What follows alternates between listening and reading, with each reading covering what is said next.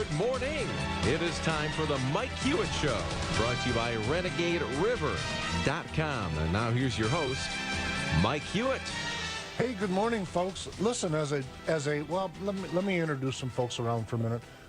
My often co-hosts are Ludwig von Wiedendorsky and then Miles Bauer calling in from the great state of Illinois. And most folks that listen to the show know the show leans a little Jeffersonian.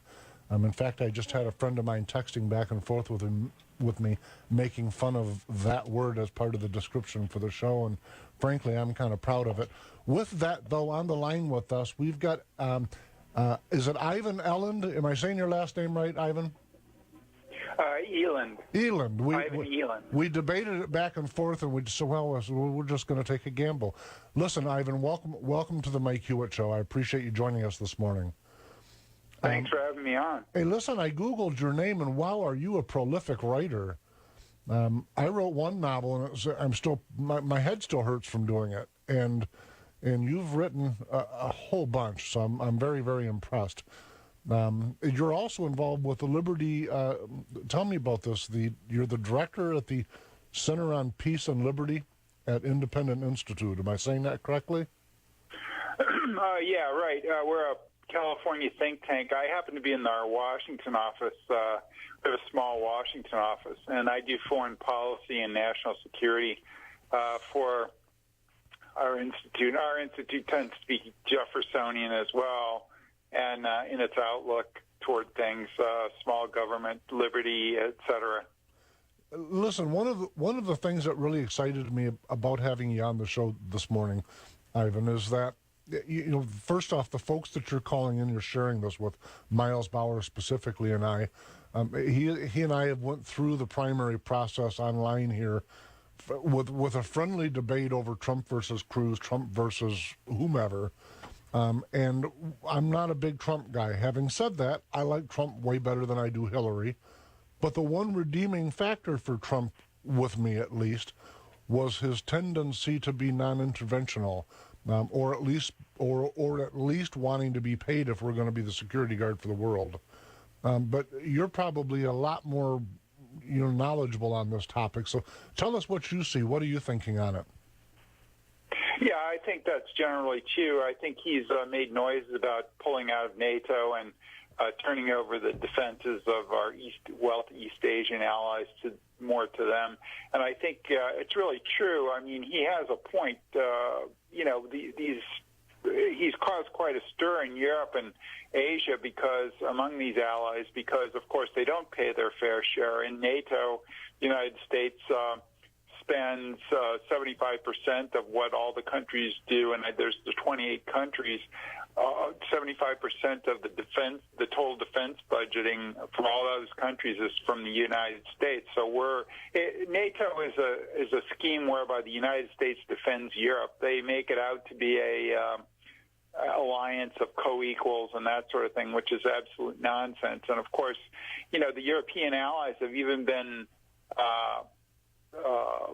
criticizing the U.S. for not being enthusiastic enough about taking out Gaddafi and enforcing the red line on Syrian nuclear weapons, chemical weapons, even though Obama, the end product of that was, getting rid of Syria's chemical weapons. And, of course, the alternative was just bombing for no reason, because Assad wasn't going to go anywhere. So I think, the Europeans are criticizing us for not taking more action militarily. And, some of these actions, like Hillary dreamed up this Libyan thing where they overthrew Gaddafi, is it's caused chaos. And they did that even after they saw what happened to Iraq. So Hillary is quite hawkish compared to Trump, and I think he is more restrained, would probably use military as a last resort. And I think, he's used a lot of language that even goes back towards the founding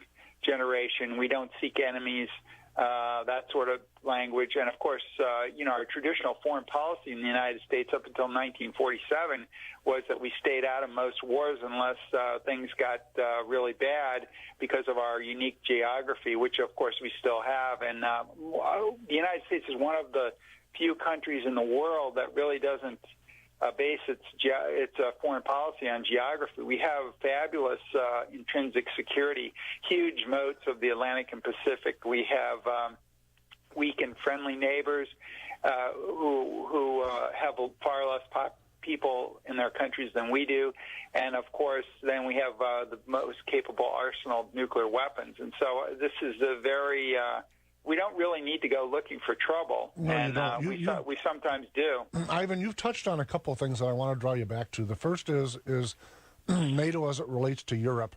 As I see NATO, it's a holdover from a defense against the Soviet Union, which relatively speaking doesn't exist. So as much as Putin wants to rattle his chain, he is not the Soviet Union. He is Russia. And but that debate aside, when I look at the 3 points of light, if you will, of power is what I'm getting at within the EU, meaning in this case Great Britain, France, and Germany, specifically Germany, but those 3 countries in total are more than capable of defending themselves. They're nuclear powered. They've got everything that the United States has gotten, frankly, because we gave it to them.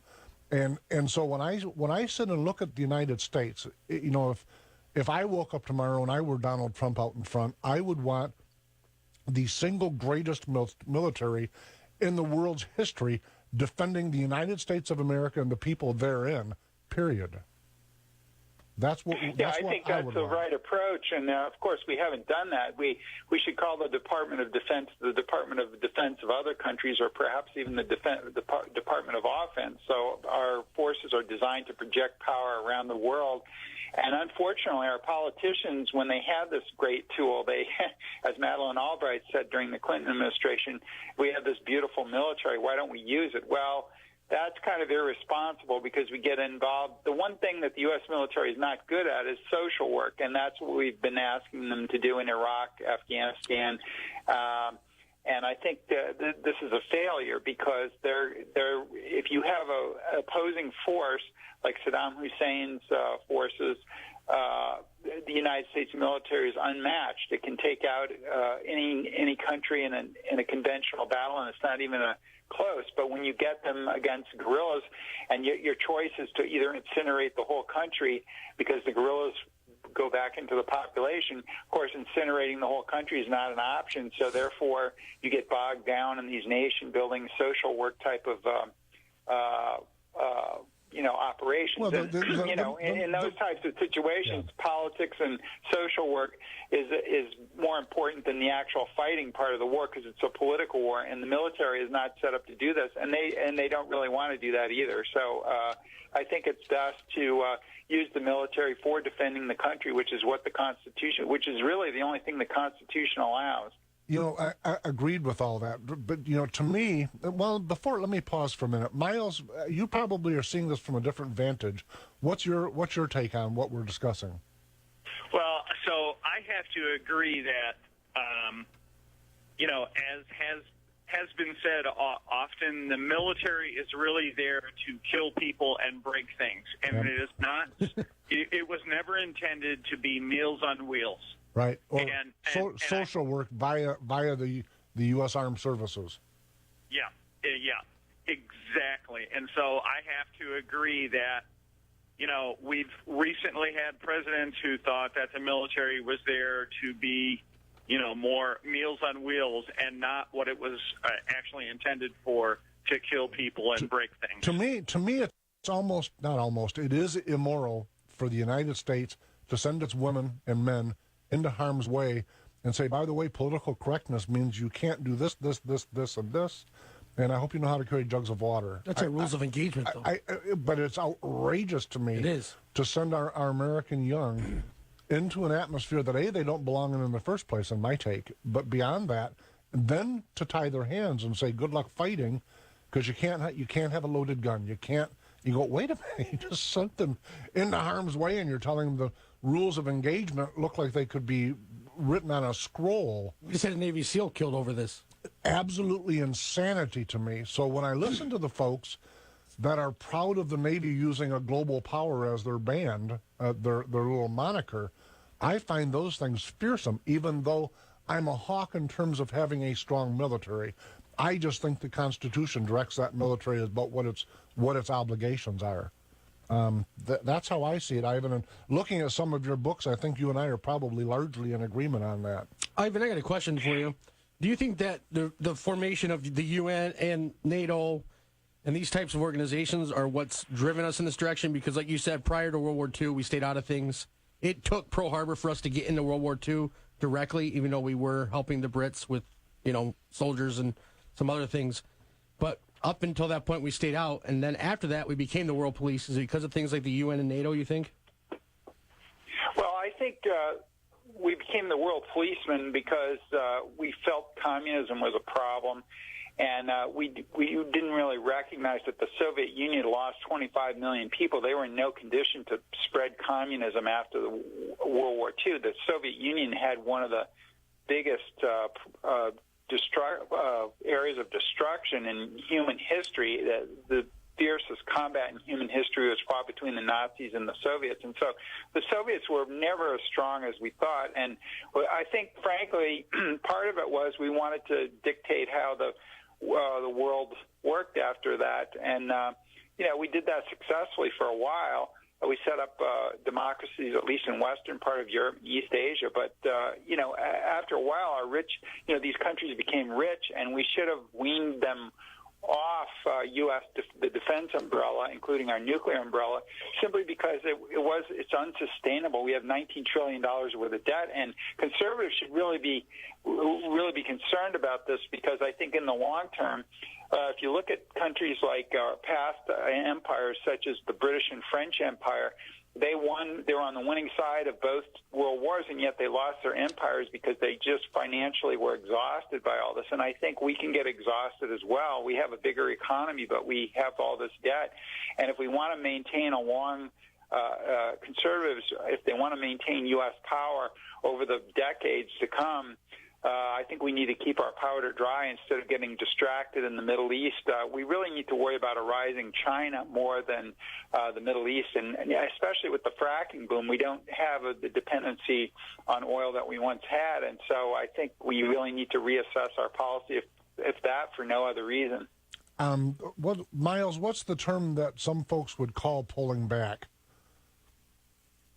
Well, so I don't know if it's necessarily pulling back, but, I would say there is a difference between rethinking our foreign policy versus being isolationist. That's the word that I was hoping you would use for us. So, Ivan, when you consider these policies and you hear folks push back on you, calling you an isolationist, what say you? Well, of course, isolation was a pejorative term, a smear term that was created by Alfred Thayer Mahan back in the imperialist days of the Spanish-American War to criticize people who didn't want to do the Spanish-American War. And the Spanish-American War didn't turn out all that well. It's sort of an embarrassment now. So I think the people who were against it were, correct. But this term is, it's come to the present day. If you're against a particular war, people say, "Oh, you're an isolationist." The Clintonites said we were isolationists. The people that disagreed with the Balkans excursions, Bush uses the term against the people who are against Iraq. But the isolationists, if you want to call us that, have been right more than we've been wrong lately. And I think we shouldn't be called isolationists. I believe in free trade, believe in all sorts of interaction with other countries. It's just that I think we need to be more selective and when we use the military. It doesn't mean we can never use the military, but I think we need to reestablish some limits about what we expect the military to do, and what we could even go back to the Powell Weinberger doctrine, which said you have to have clear objectives, you have to have an exit strategy, and you have to have it has to be feasible to do these things. And I don't think we've satisfied any of those requirements in the past, in the Bush and Obama eras. One of the things I find fascinating for probably all the voices in this is how much smarter we seem to think we are than our founding fathers were, who said, trade with all nations and an alliance with none, and a whole bunch of different variants of that same rationale. And I am a Jeffersonian, but even Jefferson had to use the military. I get it. I think everyone gets it, but it goes to your point that we need to be a lot smarter about it. And by the way, folks, there's a difference between debating whether we're going to use the military or not versus A, tying their hands, or B, sending them out as a rented military without collecting a fee. And I don't want to do either, by the way. I don't want to collect the fee. I don't want them out there. Where I would step away from Trump on a little bit is that I don't want the money back from Germany. I don't want to defend Germany. Let them stand on their own. And so, I mean, that's that's kind of where I'm at on that. Does Germany have their own? Are they allowed to have their own military still? Since there was part of that treaty after World War II is that's why we had to defend them. It's like Japan. It's amazing how big their police force is. Yeah, it's a monster. Yeah, the Japanese actually they don't have a military; they have a self-defense force, but it's the most capable navy in East Asia, including the Chinese right now. And so the Germans, they could do a lot more. And I think we need to get rid of this idea that Japan and Germany are a danger to the world. They've been good world citizens since 1945, and there are far worse countries like Pakistan, North Korea, Iran, and maybe Russia and China, we'll see, that are worse than these countries. And when Donald Trump even says Japan and South Korea, maybe they should defend themselves and get nuclear weapons, that's not such a far-fetched, policy, I think, because South Korea and Japan are very responsible world citizens, and I would worry more about Egypt and Saudi Arabia getting nuclear weapons, unstable countries. Those are the problem. And, of course, we already have Iran, Pakistan, and North Korea to worry about, either getting nuclear weapons or already possessing them because they're unstable countries. So, we have to pick and choose of who you can trust and who you can't and who you can give more leeway to. And I think these countries like the Europeans and the East Asian countries, they're all wealthy now, and the U.S. should have weaned them off the U.S. defense umbrella decades ago. Ivan, listen, we're out of time, but we've got to get you back on as this campaign going towards the general election unfolds. So I truly hope you're open to that. But do me a favor before we're done. Tell folks how to find your books and how to reach out to you. Well, my latest book is The Failure of Counterinsurgency, where I talk about the problems with a lot of these third world social work, nation-building type of wars. And you can get it on Amazon. It's just the quickest way to get it. And my website from our organization, the Independent Institute, is at independent.org. Very nice. And folks, listen, when I looked him up, I Googled it. Ivan, I-V-A-N, last name E-L-A-N-D. If you just Google it, you're going to find a number of his books and a nice bio. Sir, listen, it's been a very enjoyable and enlightening conversation. I appreciate you and look forward to having you back on. I enjoyed it too. Thanks, Miles and Mike. Appreciate it. Thank you very much, folks. We'll be right back. You're listening to The Mike Hewitt Show on News Talk 1090 WKBZ and Talk 1230 WTKG. RenegadeRiver.com is new and used firearms. All priced to sell, plus ammo, reloading supplies, optics, clothing, lasers, and yes, tactical gear. RenegadeRiver.com, family owned right here in Michigan, because you deserve it. And this is the Mike Hewitt Show, brought to you by RenegadeRiver.com into segment number 2.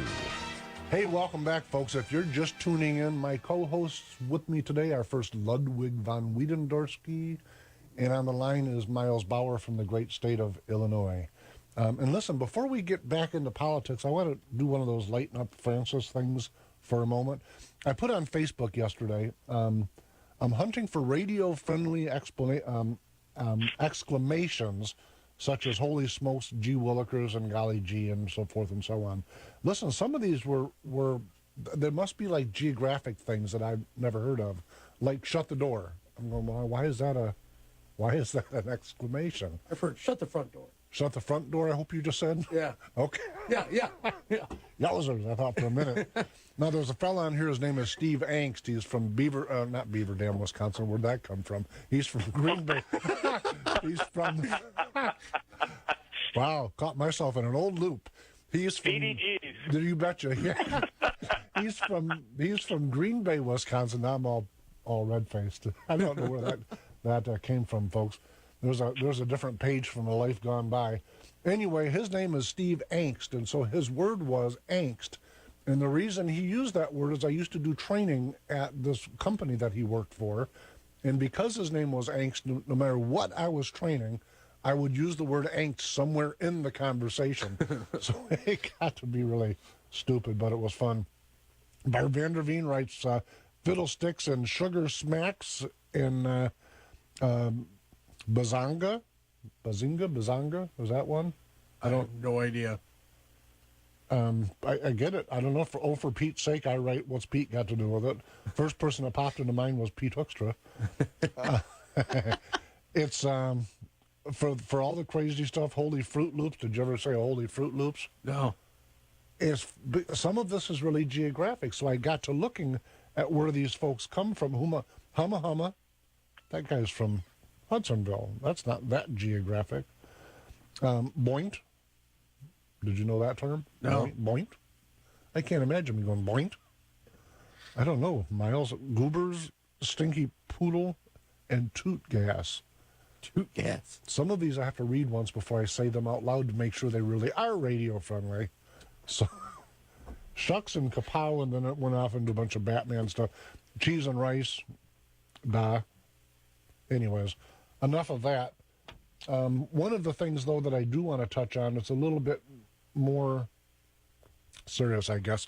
In the news during this week, and I write, our uber progressive media asked with complete innocence, is Facebook really blocking conservative news feeds? Smiles on their collective faces, all right? In a demonstration of indomitable strength, conservatives and classical liberals continue on in spite of decades of hard left messaging from all directions. And when I say all directions, I mean all directions. It doesn't matter whether you're watching the Beverly Hillbillies and like we did a show once a while back with the 1960s stuff, where when I was a little kid, I didn't get it. You just think it was funny stuff. But then when you rewatch, you go, wow, that's just chock full right to the brim with not leftism, uber leftism nonsense. And yet it must just confound them that we're still here. We're still a fighting force, and we're still saying no surrender, no retreat. So that's kind of the topic I wanted to chew on for a segment. I don't know if it's a parental thing or if it's I read a couple different articles that said it was a mental, like a genetic thing. People are genetically prone to be, I said, either conservative or wrong. But I mean, it does prove an indomitableness or state of power to say that after all of that, we're still sitting here. What do you think, Miles? Am I off in the ditch again?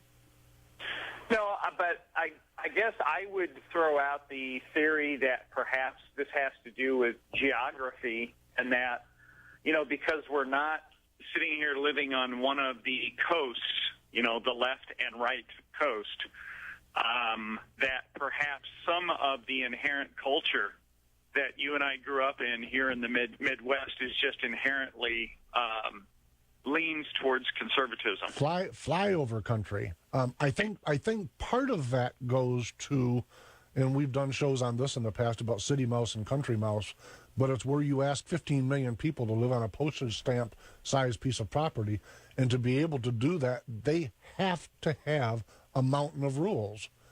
And if we're out in the country and we can go out in the backyard and shoot a pellet gun without having, the FBI show up, it's just a different state of mind. In fact, I had a conversation in the gun shop with a guy who's a Democrat. He's a nice man. He's older than me. And he talked about the fact that the reason that guns are, the war with guns is reignited or never doused, whatever. He said it's because of the fact that the cities are growing out and they're slowly taking over the rural areas. Now, that same guy went on to opine that he said, I used to not like when Walter Cronkite talked to the center. I thought he didn't talk to the center. He talked to the left. But that said, the guy's point was, his overall point was valid in as much as he said nowadays, you've got people will find the media source that helps them confirm what they believe rather than report the news to them. So if you're out on the left side of the spectrum, you're looking to PMS NBC, and if you're out on the right, Fox has become a challenge, but you're probably listening to Fox. So people, like, to his point, he said, and he went on to say, the result of that has made us very, very segmented, and you can't have a meaningful conversation about differences anymore. And I don't know that you ever could, because when you start looking, you think the backdrop to that was the heated presidential primary on both parties. And when you look in history, they've always been some really, really outrageous parties. So, I don't know. Hey, real quick, I'm back to your point on Facebook. Hey, how many friends do you have? Me? Yeah. 5,000 or something? No, I'm at like 4990 something. Okay. And that's because of the show and because of politics. How many of those friends do you see in your news feed? Maybe 50 to 100? No, I got to tell you, I've seen folks that do that, where they'll say they think that they're being blocked out. Well, they have an algorithm that based on the amount of interaction you have with somebody, right, and how much you see of them, and it's real. You think they're not using that same thing for the political side? Cause no, I got to tell you, I don't know that I have a tendency of distrusting, so this is probably my fault. But I've watched several news reports from different news outlets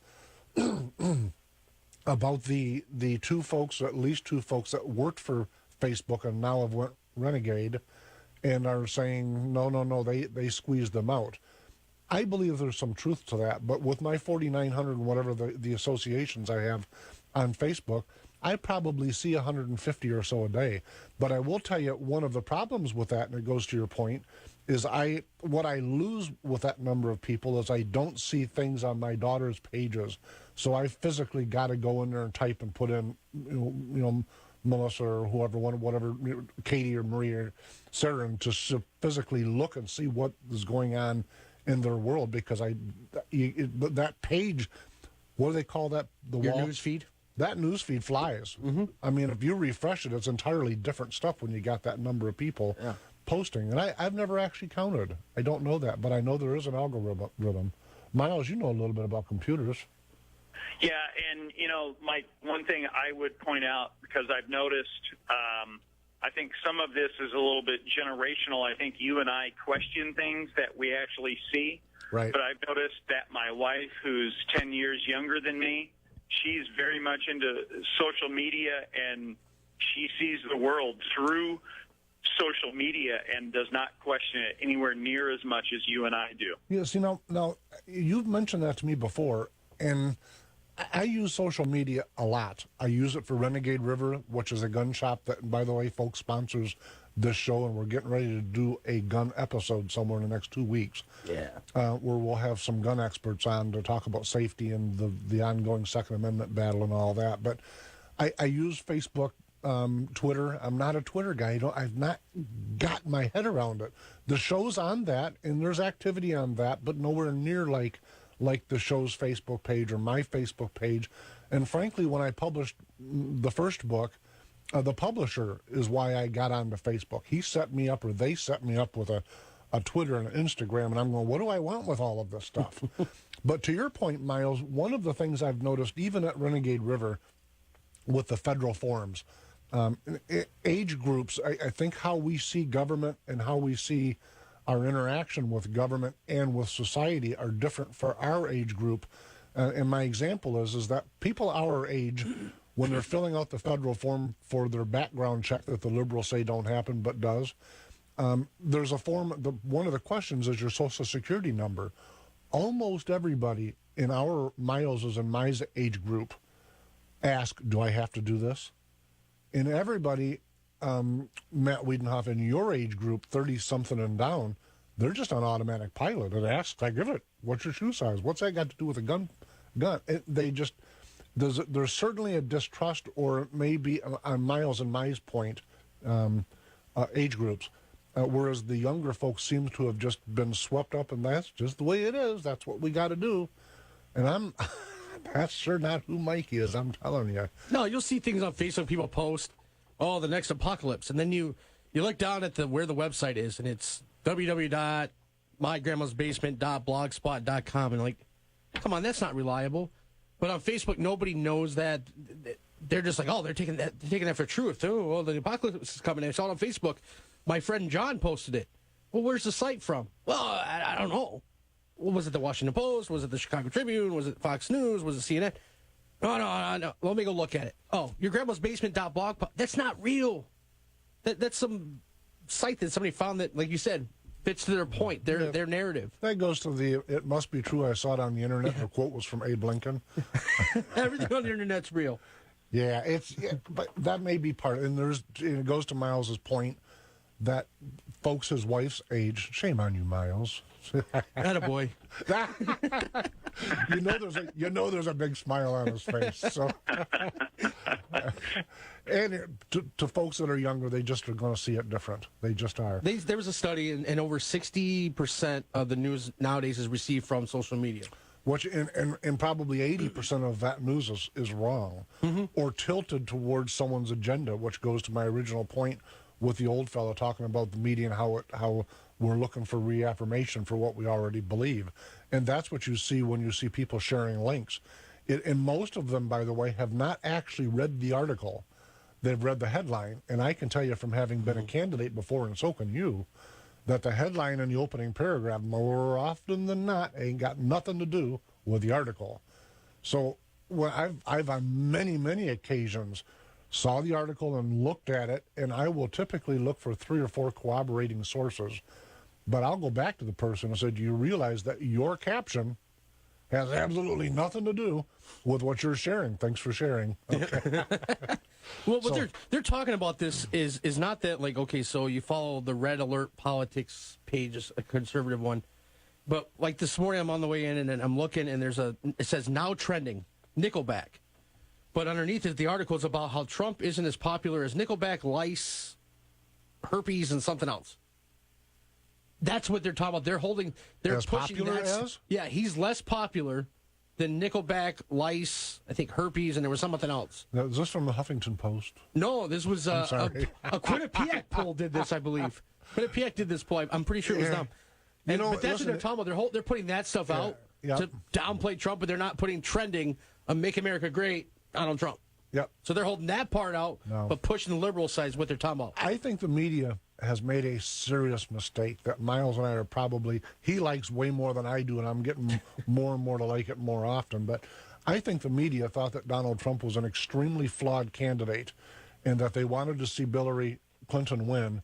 And so they set him up with just a mountain of free marketing mentions in conversations, and now they're going, oh my God, what did we do? He's going to win. They were hoping to be the one that got the I gotcha moment. Well, they're going to get it because they're going to get it. They're going to get it. I think it's a collective. I love using that word about the libs. It's a collective smack my head moment because they're going, what have we done? Then we're looking at the polling. Well, that can't be right. He's winning. How can that be? No, he won't make it to the next one. He won't make it to the next one. Every week, oh no, he can't make it. He's done. He's done. That part, even though I've not been a Trumpster, Trump-publican, it's been. Brian Thomas starts giggling on the other side of the board. Listen, we've got to go to a break, folks. We're overdue. When we come back, we're going to do the Enigma Report, which I've subtitled 21st Century Conservatism. So, folks, we'll be right back. This is the Mike Hewitt Show on News Talk 1090 WKBZ and West Michigan's Talk 1230 WTKG. RenegadeRiver.com is new and used firearms. All priced to sell, plus ammo, reloading supplies, optics, clothing, lasers, and yes, tactical gear. RenegadeRiver.com, family owned right here in Michigan, because you deserve it. 3, 2,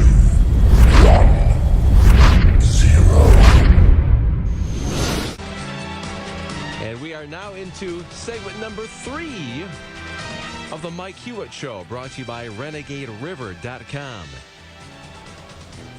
I think it's coming around the corner. It is coming around the corner. The Enigma Report. Prepare yourselves. People driving on the road, minding their own business, going, what is that? What is he doing? What's he saying? Listen, folks, the Enigma Report with my co-host, Miles Bauer, from the great state of Illinois, and Ludwig von Wiedendorsky from, Lufthansa, where are you from? I'm not quite sure. You don't know. That's part of the enigma. I'm just here. Yeah, barely. Listen, 21st century conservatism is the topic of today's Enigma report. And the reason it's an enigma to me, quite honestly, folks, is that it means so many things to so many different people. And let me give you some examples. A fellow introduced himself to me. He said, you and I are on opposite ends of the Republican Party spectrum. I said, how do you mean that? He says, well, I'm a classical conservative. I said, so you're here on behalf of the king. I say that because, first off, if you talk to 20 conservatives, just arbitrarily picked 20 conservatives, each one of them is going to define the word a little bit differently. They are. And the fun part about that is that the word itself has completely flip-flopped from what it originally meant. That's why I refer to myself as a classical liberal. I'm a Jeffersonian. I lean conservative because that's the times I live in. But I mean, it's a changing world, and one of the things that goes to the party problem within the Republican Party are folks is defining that word differently, and then the other half of that is the expectations of what a political party does in the first place. So those are the things I wanted to chew on. Miles, you and I have probably fairly close definitions of the word conservatism, but we may identify ourselves differently. What do you think?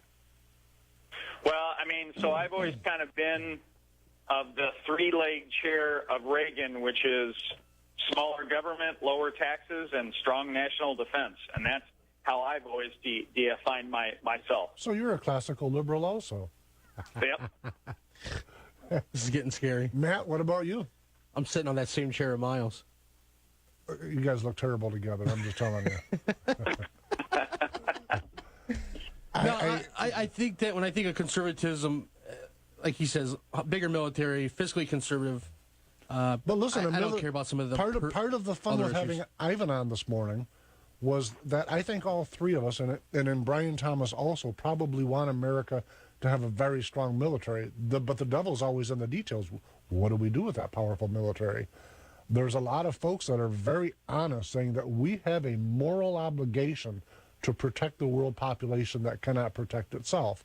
Whereas I believe we have a moral obligation to mind our own business and defend our borders and our people like nobody else can or will. So if I go to the gym every day and I work out and I'm just pumped. I haven't noticed you do that yet. It's been a while.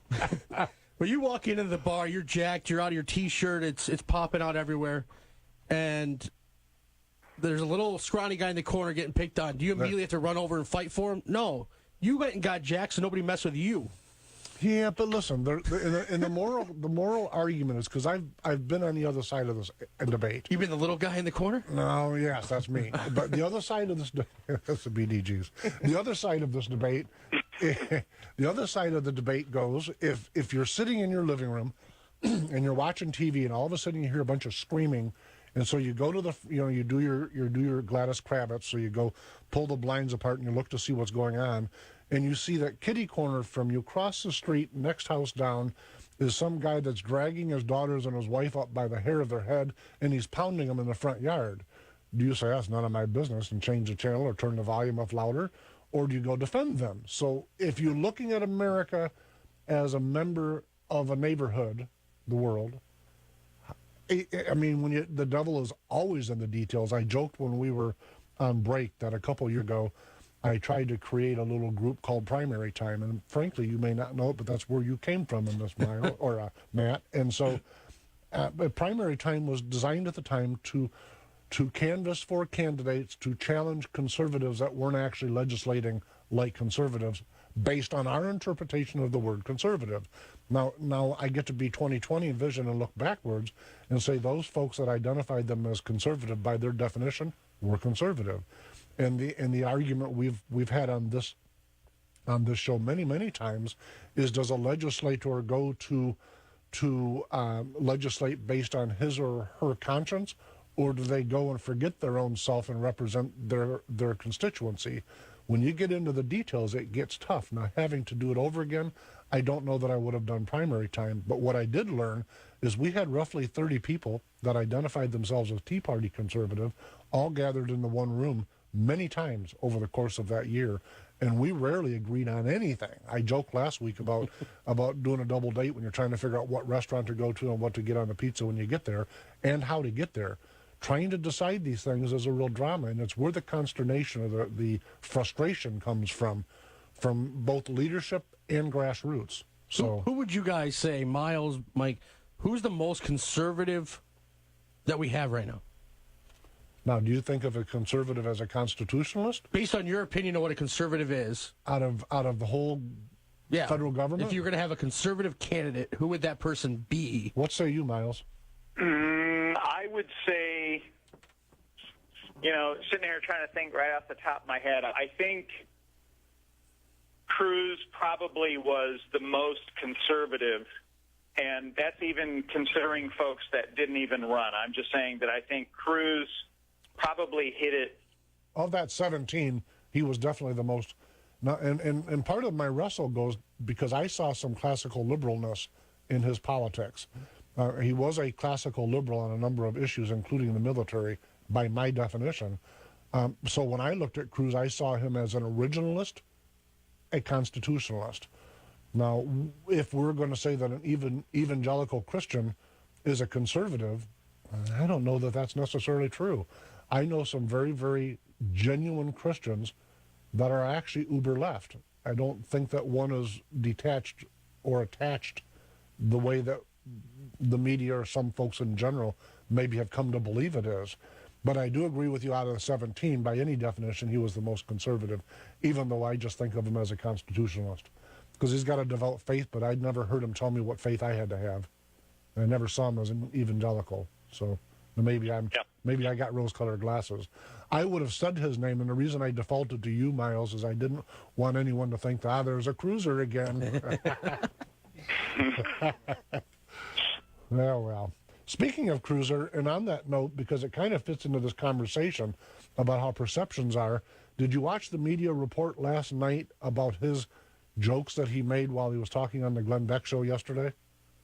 Yeah, I kind of saw that as a fabrication that the media just wanted to create sensationalism. I mean, this is akin to the National Enquirer. I don't think Cruz was still questioning whether Trump is the presumptive nominee or not. No, absolutely not. And I don't know if you listened to the show, but I, by coincidence, I don't often, by the way, but by coincidence, I happened to be listening to that show yesterday, and it was Beck kind of doing a wishful thinking joke, tongue-in-cheek thing, and Cruz probably a little bit, frankly, uncomfortable, but going along with the joke.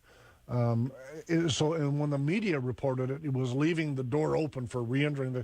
He wasn't leaving any such thing open. That was so nonsensical. It was insulting. It was so stupid. But it's like it's trying to fill the 24/7 news vacuum, and they grab at anything they think they can make some sensationalness out of. And then I see it shared all over Facebook, speaking of social media. So to me, it's a fascinating thing. He just went back to Washington yesterday. It was a non-story. It was his first senator. He's supposed to. No, so I mean, it was his first day back, and let's face it, they're wishing they had Cruz right now. They didn't want Cruz so bad that they tried to get Trump out of it, and then they thought Bush would have a better chance. And no, they created Trump and lost Cruz, and now they're going, oh, man, we wish we would have had Cruz. Well, we'll make this a true confessions moment, because in truth, I was a cruiser, but I agree with Miles that Trump is more electable in the general election. I agree. So that's as close as you're ever going to hear to an admission, Miles. I think he's becoming a Trump-publican. No, I'm not there yet, but he's dragging me across the bridge, I'm telling you. Do you have a meeting set up with him to maybe decide if you're going to back him? That's Rakovich. So, Mike, as you have heard me text, at least be a never Hillary. I am definitely a never Hillary. When I look at her, I was saying yesterday evening watching the news, I can't, and I don't mean to be dismissive, or I'm not being rude, I'm not trying to be mean-spirited, it's not a gender statement, it's none of those things, but I can't for the life of me understand how an honest left-leaning person can look at her, not the gender thing, I hate to say her, look at that candidate and say that candidate should be the president of the United States. I can't fathom what thinking goes into that. Now, they maybe feel the same way about Trump, I get it. But I can't get my head around that concept at all. That just completely escapes me. I'm not a Bernie guy, clearly. I'm not a socialist. But Bernie at least is, I think he's not honest with himself, but I think he's at least trying to be honest about who he is. I'm a socialist. I think with Bernie, he's telling you exactly what he's going to do. There's no holds bar. Oh, yeah, I'm going to double the national debt. That's what I'm going to do. I do got to say, did you see Ice Cube endorse Donald Trump? I didn't see that. But Ice Cube endorsed him and said that he couldn't stand Hillary, thought she was a liar, and that the Clintons have been in Washington long enough, and that Bernie Sanders has been in office for 30 years. Why hasn't he done anything he's wanted to do already? He's the longest-serving outsider that I've ever heard of. Folks, I'm hearing the music play. That means I get to do a round of introductions again. Miles Bauer, thank you very much. I'm enjoying having you on as a co-host. Ludwig von Wiedendorsky. I got to come up with something short. That's a tongue twister. I know. Let's go back to Max Payne or something. That works. Max Payne. He is